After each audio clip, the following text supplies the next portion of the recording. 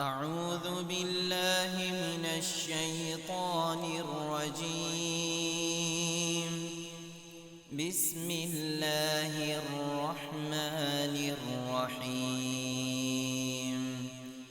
تبارك الذي جعل في السماء بروجا وجعل فيها سراجا وقمرا منيرا، وهو الذي جعل الليل والنهار خلفة لمن أراد أن يذكر أو أراد شكورا. وعباد الرحمن الذين يمشون على الأرض هونا وإذا خاطبهم الجاهلون قالوا سلاما.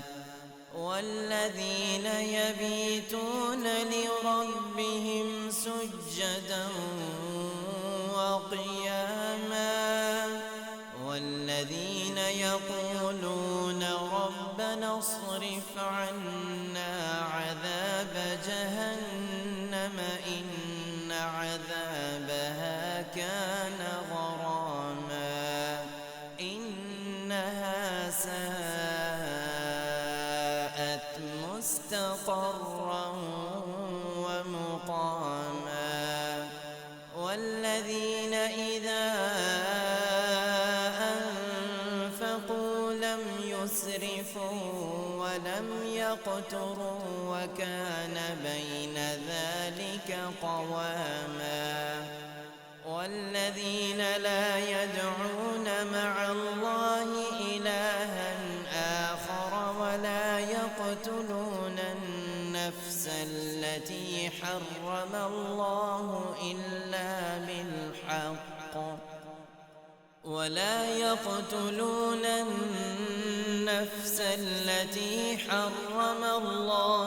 إلا بالحق ولا يزنون، ومن يفعل ذلك يلقى أثاما يضاعف له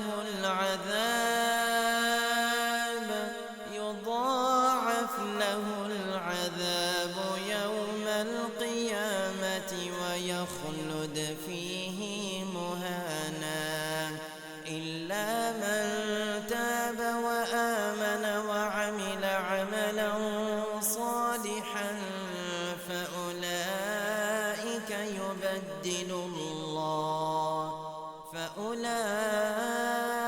يبدل الله سيئاتهم حسنات وكان الله غفورا رحيما. ومن تاب وعمل صالحا فإنه يتوب إلى الله متابا. والذين لا يشهدون الزور وإذا مروا باللغو مروا كراما. والذين إذا ذكروا بآيات ربهم لم يخروا عليها صما وعميانا.